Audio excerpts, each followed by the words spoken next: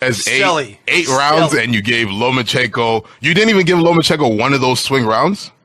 No, I gave Lomachenko 8, 9, 10, 11. Yeah, 2 for me, swing round. Like, I don't know. It's tough to call it for that one. I don't know how Lopez for activity, even though Lomachenko. Yeah, you know what though? I will say in round 7, I kind of gave it to Lomachenko because even though Lopez didn't lose control of the fight, he was frozen. He was frozen by Lomachenko's skill and his tactics, because Lomachenko in the 7th round realized, like, I need to pick it up, and he actually came into distance. Like, Michael, I know you're going to want to talk about how Lomachenko was avoiding that right hand, so you go ahead and jump in. No, look, I think what it was the first, I want to say first 6 rounds. I think the plan was, him and his dad were 6 rounds. Let's see what he's got. Yeah, okay. Lomachenko and Antonelli. Yeah, both dads are trainers in this fight, by the way. Like, that's also a big part of this story. No, it's good. Yeah, but,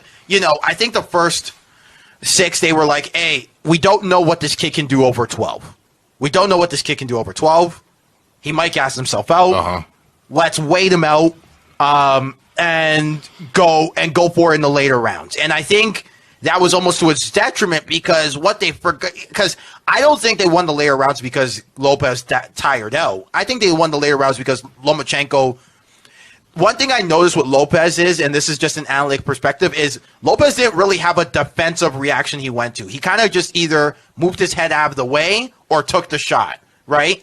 He didn't necessarily have like, oh, I'm going to high guard here. I'm gonna have a Philly shell here. Oh, I'm going to maybe do a turtle shell guard here, where you kind of turtle shell, he didn't have like a reaction. He just kind of, it's either I'm moving my head out of the way in some sort of manner to get out of the way of the punch, or I'm going to take this punch and then counter with something. No, but he did once he knew that he was getting beaten, he did start pushing back. Yeah, he started push back, which was kind of smart on Lopez's part, and his footwork wasn't terrible. It's not terrible. His footwork is very good, and I think what Lopez proved to everybody, because everybody was saying it, like, okay, I'm not going to say everybody, but a lot of people were saying that the only way Lopez is going to win this fight is if he knocks Lomachenko out. And everybody, or a lot of people, underestimated Lopez's skill. Yeah, and I think stood out for me.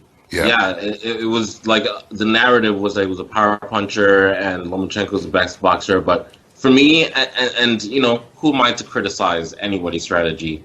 But for the first 6 rounds, Lopez dominated that fight. Lomachenko led him or Lopez enforced his will or whatever, he dominated it. So by round 7, the urgency should have been on, and I just didn't see that urgency. And even when it got into more of like I don't know the word to describe it, kind of more of a swing fight as opposed to more of like a interchange as opposed to like one person leading the dance, I felt like Lopez had the power that was really giving Lomachenko like a lot of problems. So, but see, this is one of my criticisms about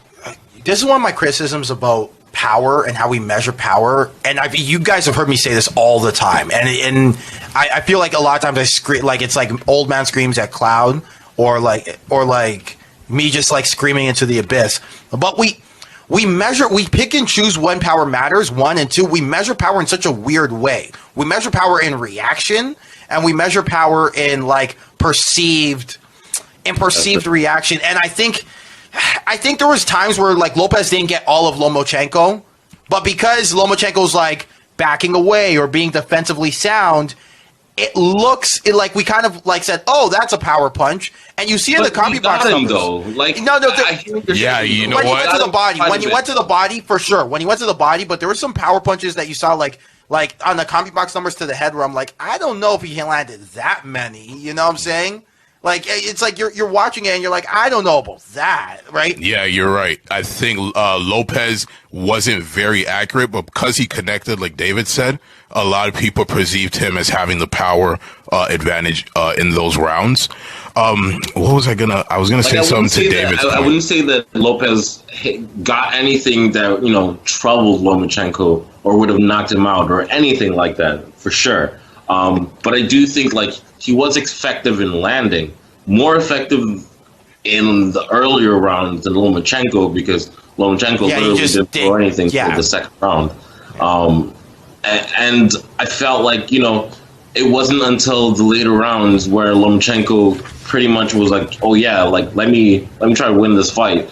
And honestly, you mentioned this earlier, Mike, I actually kind of thought Lopez gassed out a little bit. Mm-hmm. He did a little, not gas out, but he. I think what it was is he just forgot to go to the body. I simply think it was, because the first 6 rounds, what Lopez was doing really well was getting Lomachenko to go high guard, back away, and then on the way out, he would hit him downstairs. Mm-hmm. And now it got Lomachenko to think, right? And I think and I think Lomachenko just for a while was just not figuring out the timing of Lopez and not figuring out what Lopez wanted to do, right? You know what though? Lopez deserves a lot of credit. He does. Because he did not let Lomachenko establish that outside foot, and as a result, even when Lomachenko had his flurries, he still couldn't really move to the. I think it was the right, because he was fighting out of southpaw, and I think he couldn't move to the right. Like Lopez didn't move to the right really at all. So. I really like when Lopez would get beat to the outside. I shouldn't be showing my white ass knuckles. Right, I really like the fact that whenever Lopez did get beat to the outside, Lopez just simply pushed him. That's old school, smart boxing. Push or grab. But immediately after the fight, Andre Ward scored a tie. So did we. Like immediately. I wanted to talk about, guys, is just the crazy scorecards. One judge had a 119. Julia Letterman. Let me say this. Andre Ward, card where it's a tie, which I found weird. I mean,